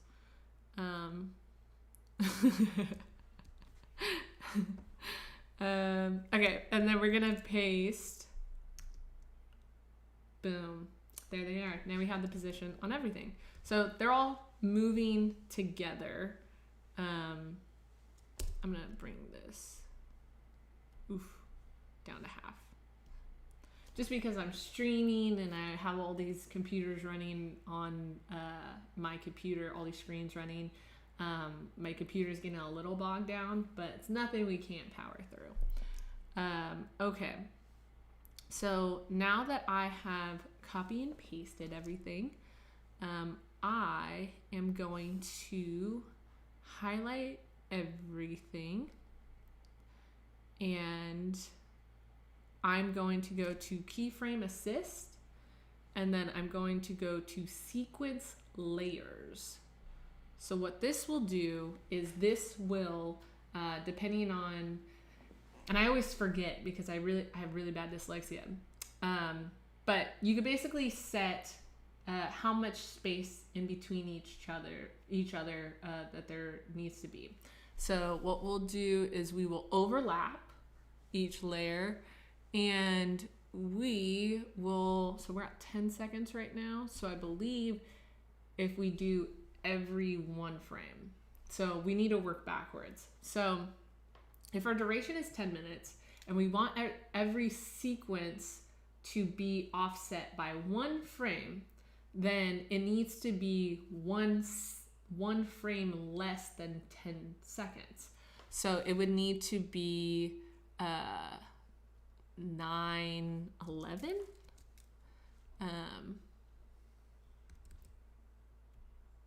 Believe that's it. No, is that not it? Hold on. Simulators. Hold on, let's see. Let's see if I remember this. It's one of these. I always forget. And I just did this. I just did this yesterday or the day before. Let's do 01. That's not it. Hold on. Keyframe. What is it? Is it 10? No. Should be 9. 01? Where is it at? Hold on. I'm suspicious.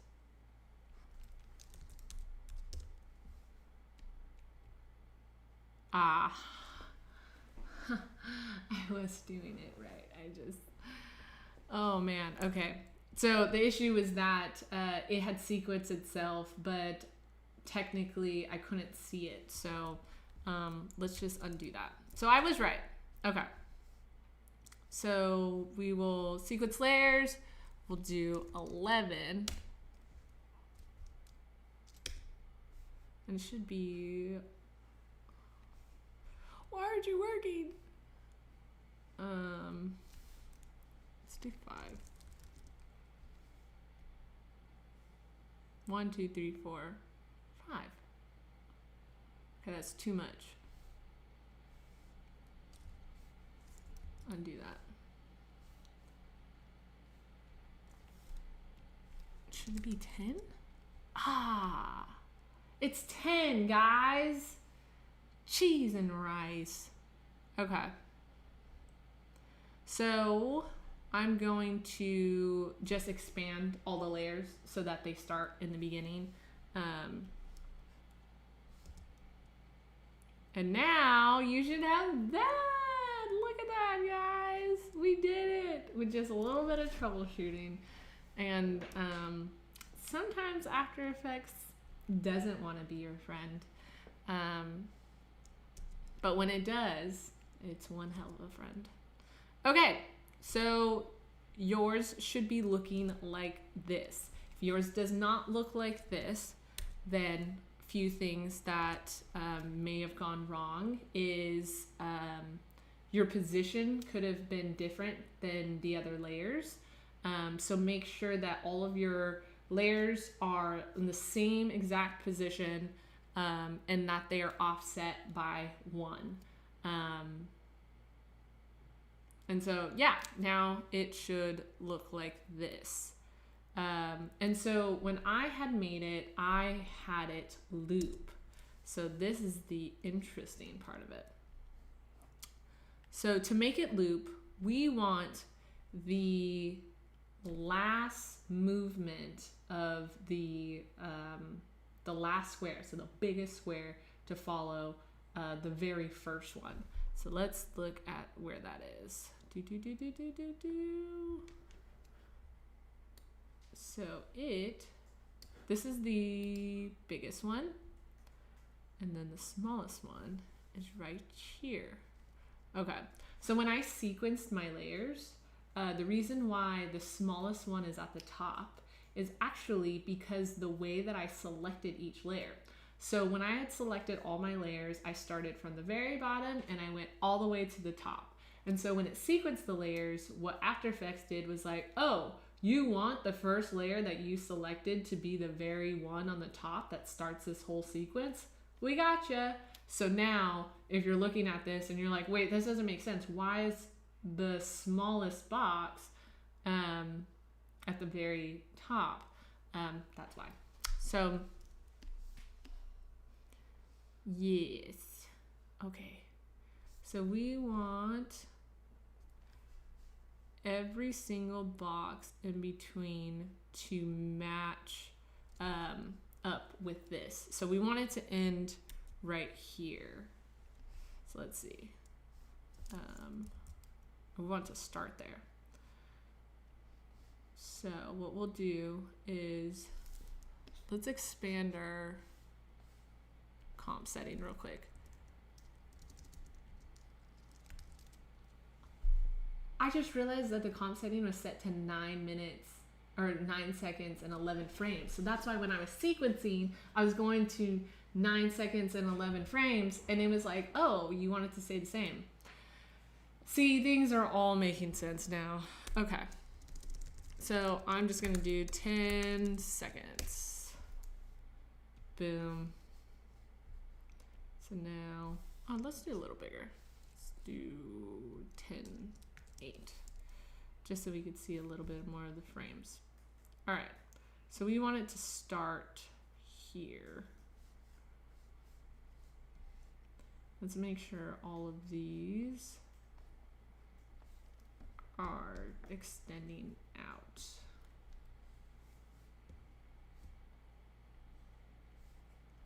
Okay.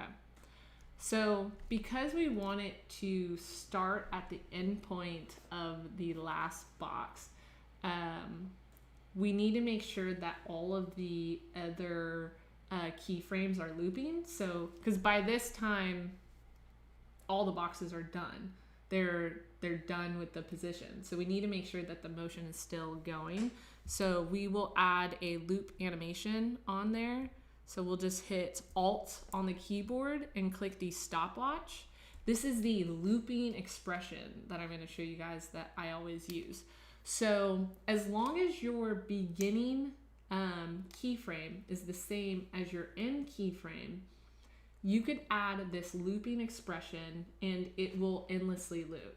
So the issue before was that if you wanted something to loop, you would just copy and paste the keyframes to the whole dimension or to the whole duration of the project, and that just gets really annoying. And a big issue is that if you need to edit something, you now have to go and change each individual ones. But instead what you could do is you could have beginning keyframe, second keyframe, third keyframe, and then the end keyframe will be the same as your first one. So instead of having a fucking million keyframes, you could have 4 and it'll continue infinitely looping on those 4 keyframes as long as your beginning's the same as the end. So my beginning's the same as my end. So I'm going to add, go to this little arrow tool right here, and then I'm gonna go to property, and then I'll hit loop out. So what that will do is, I could show you this. So you see how my keyframes are here? Now it's looping. Even though there's no keyframes there, it still knows to loop because it has that expression on. So what we'll do is we will copy and paste that on all of our positions, which I should have did in the beginning when I pasted all of these positions, but hey, sometimes I make mistakes too. Position, let's grab all of these. Oh, you know what I do? I'll do an easier thing. Go like this. I think this should work too. Let's just highlight all of them. And then paste. Copy. I don't know if this will work. Let's see. It did! Okay. So what I did was I just went to my original layer that I added that loop on. I right-clicked and I went to copy expression only. And then I highlighted everything and then I just pasted it. But I highlighted all of the keyframes, not just the layers. Because if you just highlight the layers, it's gonna be like, where do you want me to put this expression on? So yes. So now all of them will be looping. And if I'm right, then if we go here, which is the last keyframe, then it should, why is it the opposite one? We'll figure it out. Let's see. Oh, let's make sure that, yeah. Should be here. This is actually our last keyframe. So let's see.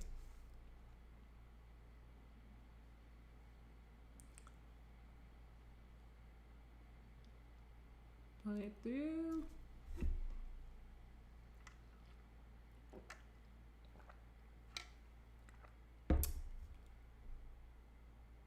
And it loops. Yes. Okay. So what I did was I went to my last layer. So the last one in the sequence that I have, which is, which one? Because remember it had flipped. So I went to my last layer, and what I did was I knew that the start point was going to be the same as the end point. So because they're all sequenced perfectly to each other, then the start of this layer is still going to be the start, will be the end of that layer. And I know that because the duration of each individual keyframe is exactly the same on each layer. So that's why it loops perfectly. Because even though I have no more keyframes on those layers anymore, it has that loop expression on, which means that it's just going to continue to go. So hope you guys got that. We're still got some coloring to do on it, because that was another big part of it, was adding that color. And that is the reason why, when we get into the color, why we added that gradient, because we could do something really, really cool. Okay. So next, what I'm going to do is, now that I have all of my layers, I'm going to pre-compose them, because I hate looking at this many layers. It gives me anxiety. So, oh, look at that. It looks like a little octopus. Here's my lines. Oh, wait. I just did pre-compose. So I had it set to adjust composition duration to the time span of the selected layers. I don't want that. I just want it to be the duration of my work area. So I'm gonna unselect that, do lines. So now I know that it starts here, so I'm just gonna cut that off and cut that off, just so I know. Might as well trim the work area too. So this should still loop. Yep, perfect. Okay, so I'm going to scale this up a little because I'm starting to see some of the lines go further up. So let me just do this. Boom. What lines, you know? Okay. Keep in mind, I am on half resolution. I don't know what it's like watching through the stream, but when you have full resolution, it's gonna look even prettier. So this is going to be one of my favorite parts. So I'm going to add an adjustment layer, and this is where we're gonna start adding color onto this. I'm gonna use my FX console so that I don't have to go to the effects and presets. And to do that, I'm just gonna hit Control and space. And then I'm gonna add Colorama. So because we added each individual gradient, Colorama uses the whites and the blacks to determine where the color spectrum is gonna be. So it's using this wheel to say where the color is going to be. So because we have the blues in this corner, that's going to signify the blacks that are in the original line work.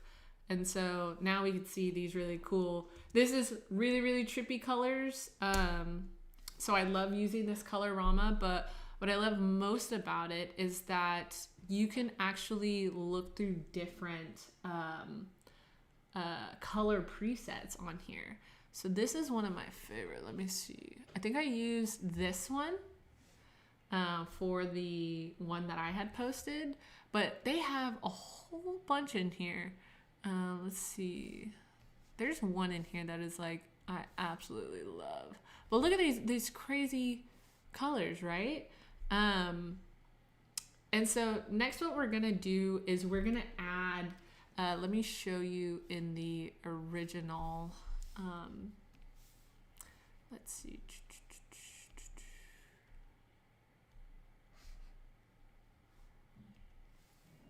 So you could see the colors kind of change throughout. So that's what we want to achieve. So what we'll do is, because right now the colors are just kind of staying where they were placed. So what we'll do is we will put a phase shift on it. So this will basically be the evolution of the start to end of the colors. So I'll go to my endpoint. I will keyframe at the beginning for the phase shift. Just hit the stopwatch, and then I'll go to the very end, and I want it to loop one time.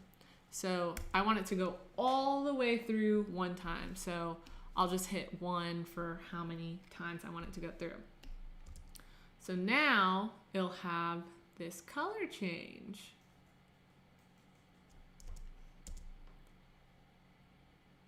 And you could obviously mess around with different colors. One thing that I ran into when I was doing this effect was that it had a hard cutoff, like right here, and it wasn't smoothly going into each of the colors. So one thing that I noticed was that in my Colorama, this orange and this purple were so next to each other that there wasn't a transition between the two. So I just kind of separated the two just to smooth out the transition between each other. I'll take that off. But you can obviously go in and add your own colors and do your own stuff. But this is kind of the idea on it. And then I personally like adding a whole bunch of glows onto it So maybe I just go in and add a glow. And yeah, so that is the effect.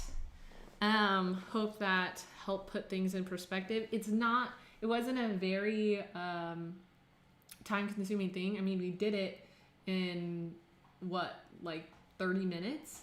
And I'm sure you guys are gonna need to rewatch this back and get a good understanding of it. But it's just simple understanding the shape layers, which is gonna be important in creating stuff like this. Because honestly, I just was like, oh, what if I did this? And what if I tried this? Because I already mess around with shape layers all the time.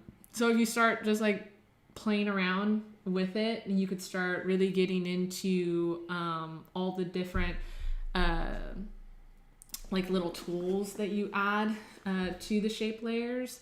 But yeah, that's kind of where we are. And I think what we'll do is let's spend like 10 more minutes on, and then we'll close out for the night. So you guys can have dinner or breakfast, wherever you guys are. And yeah, so I'll just answer a few more questions and then we'll just go from there. So we got a lot of questions. Okay, so Felix, thanks for the insight on the music. Music isn't necessary. Your voice fills the space, and a bit of quiet space is lovely. Okay, I think we'll just go with no music then. And then Roscoe snoring his vibes. Thank you. Roscoe needed that for himself. Oh, could we go back to the main? I just want to show you guys real quick inside of the shape layers, just so you guys have some homework to do. Really start looking into this added in the shape layers. There's a whole bunch of different really cool tools in here that is going to be really helpful for you, just with understanding shape layers. And maybe when we do a stream again, we could do something else with shape layers, or maybe we do the image. But yeah, that's kind of where we are with the stream. We are super excited to do another one. I know you guys have been wanting to learn about NFTs and stuff, and kind of how I got into that. I don't know, do you guys want to still talk about that? We totally can if you want, but if you guys are tired, then we just close out. But yeah, we have still a lot of stuff to cover, and I think this is just a cool little chill hangout, and we just get to vibe and make some cool projects together. And what I'm thinking for future stuff, if you guys have illustrations or designs that you're like, I want to animate, but I'm not really sure how I would animate this, maybe you guys could send me some projects and I could go in and break them down, and then we can just kind of have some fun and do that. But yeah, so how do you create complex shapes like people? Honestly, if you're going to be doing complex shapes, you need to start illustrating in Illustrator.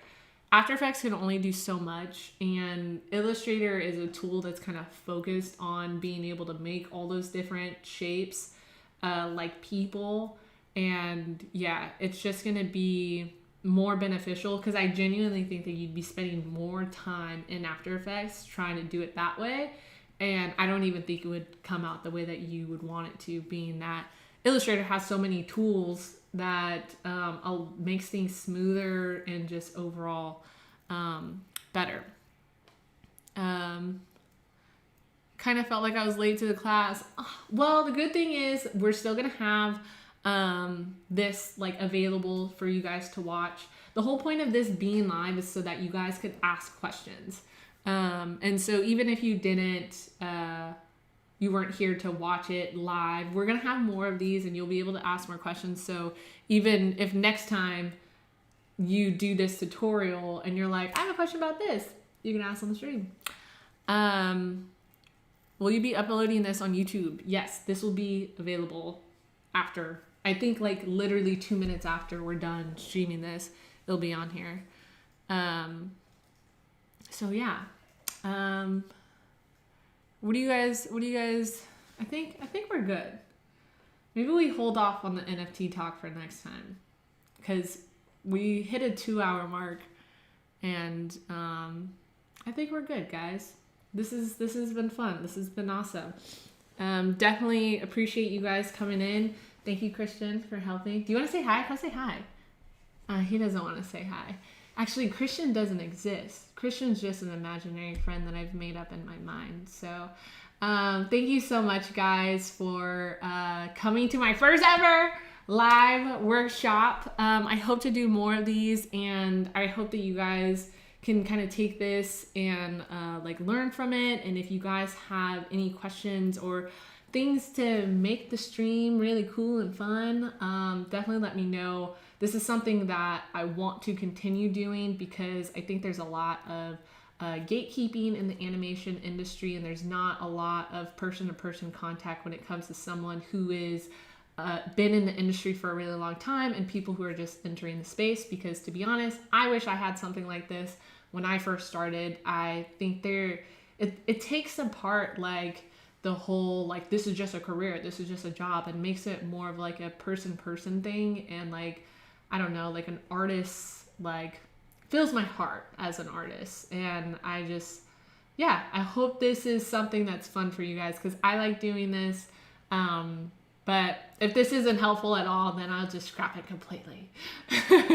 No, I'll probably still continue doing it, even if I'm not talking to anyone. I do it to myself anyways. But yeah, thank you so much, guys, for coming to the stream. This has been great, and I hope that I could see you guys soon. So I'll be answering questions and stuff on Instagram too. So come to my Instagram, and I'll try to get to people. But thank you so much, guys. Have a good night. Bye from Sacramento. See you later.